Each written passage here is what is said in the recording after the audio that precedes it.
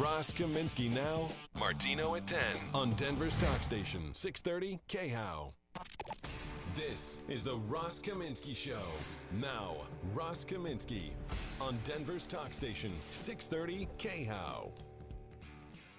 Well, it is a distinct pleasure to have joining me on the show yet again, best-selling author. He's sold literally millions of copies of his books, Joel C. Rosenberg. Joel lives in Israel.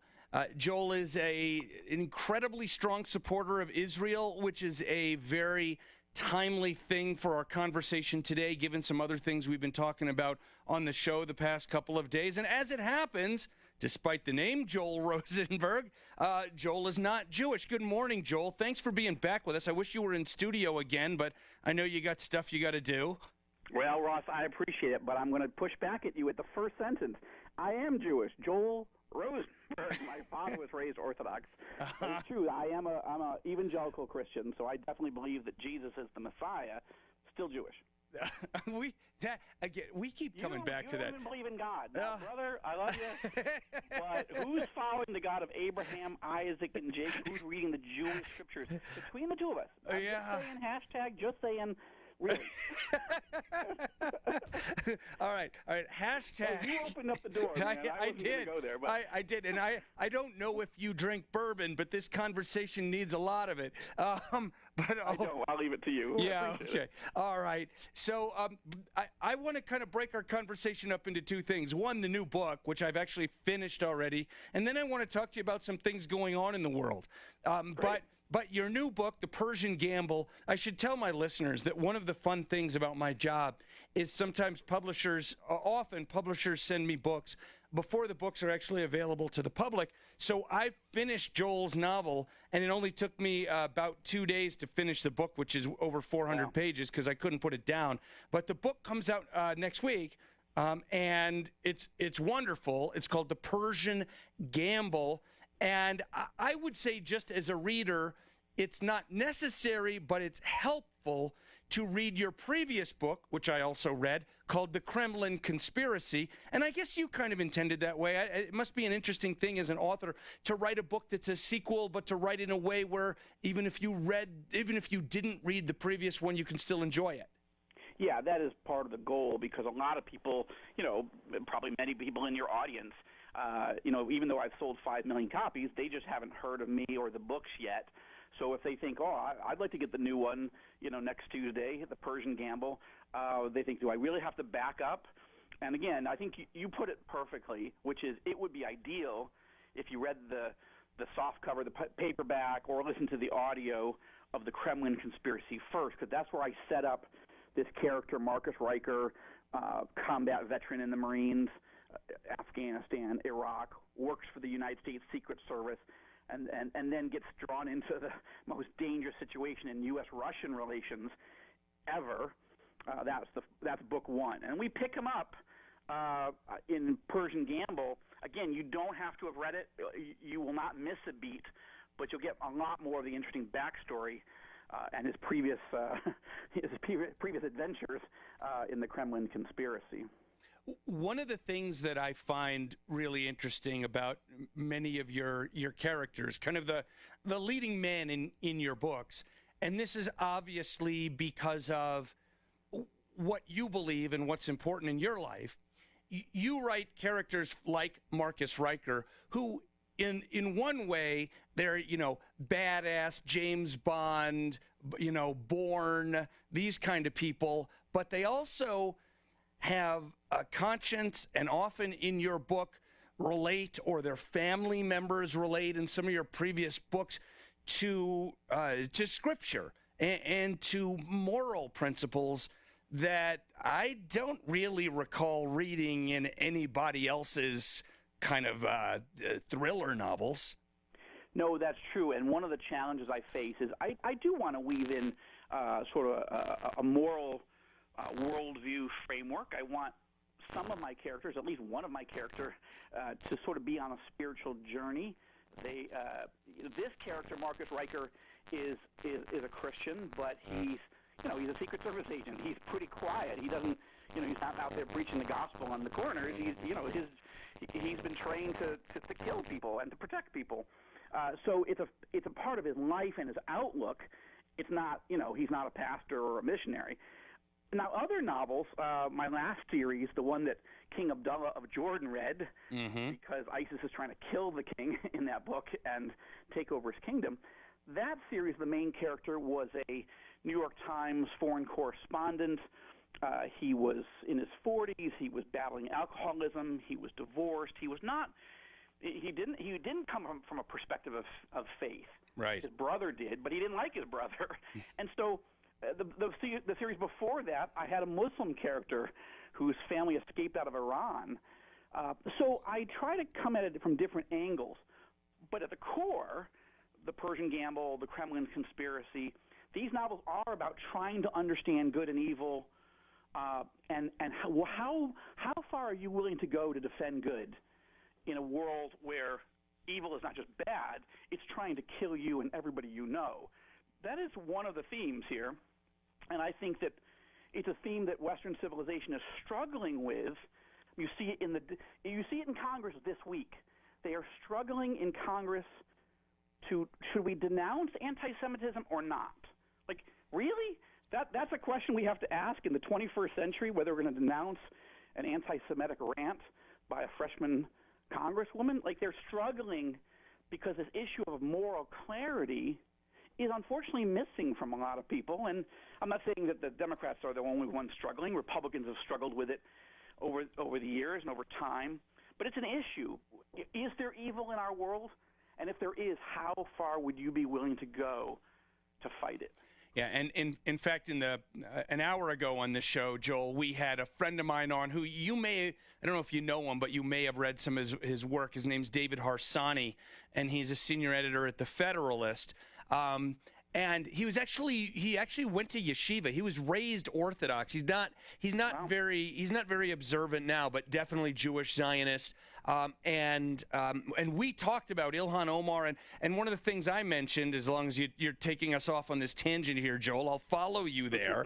And that is, when you read the headlines like last night, that there is some controversy about the potential Democratic statement against anti-Semitism, your first thought might have been, that thing really wasn't strong enough, and they're not denouncing anti-Semitism. And I'm guessing the controversy is that there are many Jewish members of the House of Representatives, and they must be really mad that this statement isn't strong enough against anti-Semitism, and instead the controversy was the opposite. The base of the Democratic Party is saying, this is too much critical of anti-Semitism. They didn't word it that way, but that's basically what it meant. Yeah, I mean, look, to Speaker Pelosi's credit, the first thing that she denounced and really strongly criticized Congresswoman Omar several weeks ago when we saw one of these anti-Semitic rants, and then this one, she also came out really hard, and not just her. Steny Hoyer, Elliot Engel, the chairman of the Foreign Affairs Committee, lots of people who are Jewish, but people who are not Jewish. It's ugly either way. Just like the Virginia governor, is he the guy in the Ku Klux Klan outfit, or is he the guy in blackface? He's not quite sure, and he's not really that sorry. Like, that's a problem. And you don't have to be black or a Southerner to think that that's a problem. Yeah, it's a problem. It's ugly. It's not good. And you have to look. People make mistakes, but you have to genuinely repent of these things. You can't just say, "Well, I'm sorry, you didn't like it. You were offended." But what's happened? Speaker Pelosi, who came out and said this is vile, ugly, hateful, hurtful, classically anti-Semitic. Those are her words. Now, with the pushback from the party, she's saying, look, let's not pass a resolution. Let's not specifically condemn her. She's backing away. Really, the moral clarity of denouncing anti-Semitism, like denouncing racism or bigotry or anything that's hateful, the leadership of Congress can't do that. I really struggle to where is this country going if Yeah. we can't denounce people who wear Ku Klux Klan outfits and people who are hateful against Jewish people, among, a host of other challenges in life. It's a problem. And when I write novels, I write about people who are having to make moral choices because it's not just hate speech. Hate speech eventually, among some people, turns into action, which is violent and has to be resisted with force. And you said, I wonder where this country is going. I'm wondering actually if we're there already, not just going there, but we're there. Let me. There's still a fight. There's still a fight. There is still a fight, but we're losing.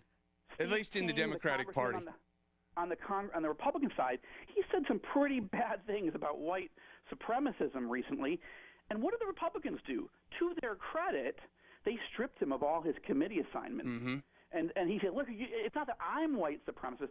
Okay, but the things you said, even if you give you the benefit of the doubt, the things you said were so beyond the pale, we're not going to tolerate that, and it's not business as usual.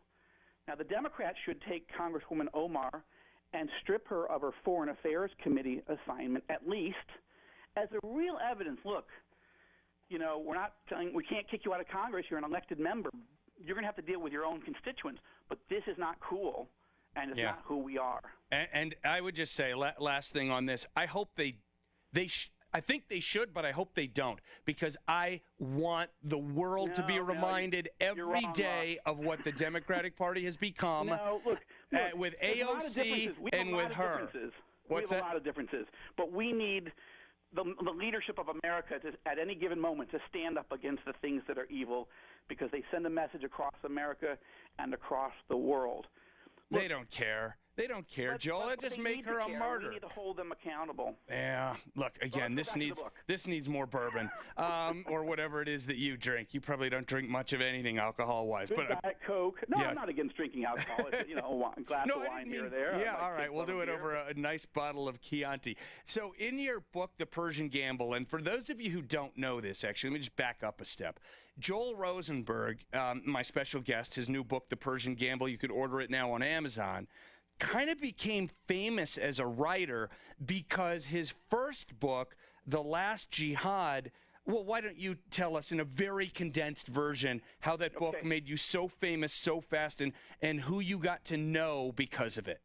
The first page of The Last Jihad puts you as a reader inside the cockpit of a jet plane that's been hijacked by radical Islamist terrorists coming in on a kamikaze attack mission, not into New York or Washington. As it turns out, it comes into Denver. Sorry. And I wrote that 9 months before September 11th. I was finishing The Last Jihad on the morning of 9/11 here in Washington, where I was living at the time and where I am right now. And in the novel, the fictional American president declares war on radical Islamist terror cells, but also declares war on Saddam Hussein and removes him from power. Now, people thought that was so eerie, like, okay, you wrote it as fiction, but my gosh, it's practically a blueprint of what happened, and that became a number one Amazon seller, 11 weeks on the New York Times list. And it set into motion friendships with 3 former Central Intelligence Agency directors and readers among, the Vice President of the United States, who I'll see in a few hours. I'm bringing him his advanced copy today at the White House. The King of Jordan's reading these novels. Mike Pompeo, the Secretary of State, and all kinds of different people. And it's fascinating to see a person as a political thriller writer. I'm making things up, Ross. Mm-hmm. I'm not predicting these things. I'm not saying they will happen. Right. I'm saying I hope to God they never happen. But to be able to hold the interest of people, 5 million readers, but also world leaders, it's been fascinating. And it's a challenge. So we have just a couple minutes here. And oh, by the way, tell Mike Pence, please, that I said this book is really good. Okay. You say, my friend Ross says you're really gonna like it. I loved the Kremlin conspiracy. I think this one's better. Thank you. But to me, and in part, this is because my educational background in college was studying things like Soviet policy and Chinese communist government, all this stuff.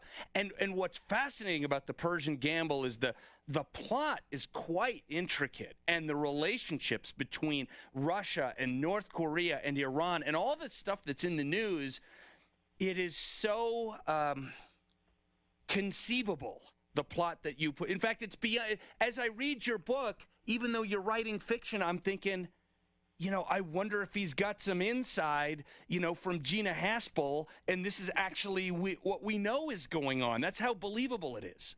Well, in a sentence, really, the premise of the Persian Gamble is this: what if Iran took the $150 billion that President Obama gave them for the Iran nuclear deal and secretly went to North Korea and said, "You guys have 60 operational nuclear warheads. Could we buy 5 of them?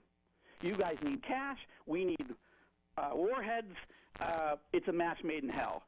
And that's the premise. Now, everybody I talk to in intelligence circles say, no, that has not happened. But could it? Yeah, it could. And that's what's so terrifying to me as an author, is to try to figure out not what is happening, but a plausible enough scenario that not only has it become a bestseller and that Ross Kaminsky reads it and likes it, even though you got it for free, but also that I can hold the attention of a director of the Central Intelligence Agency and the king, and President George W. Bush is reading the books right now.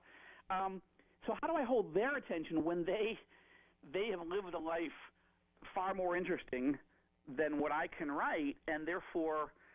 Are you saying they're much pickier readers than I am? Well, now here's something. What I want to do, and maybe... I've got 1 minute, Joel. Okay. I want to give a copy of The Kremlin Conspiracy to President Trump. I've never met him, but I want to give him a copy. I want him to walk out. I'm going to ask him, would you walk out to Marine One, hold up a copy of The Kremlin Conspiracy to the press and say, "It's fiction, people. The Kremlin Conspiracy is fiction." And then get on Marine One and fly away. It would be priceless. Oh, my gosh. I think it's the type of thing he could do. You know what? He's enough of a showman and a marketer that he might do it. Joel Rosenberg's new book is The Persian Gamble. I've read it. I loved it. I encourage you all to get it. Since it doesn't come out till next Tuesday, get The Kremlin Conspiracy and read it first. Joel, please come see me in studio next time. I'd love to. Thank you, Ross. Always a pleasure. All right. Thanks. We'll be right back on The Ross Kaminsky Show. This report is sponsored by Discover. We treat you like you'd treat you.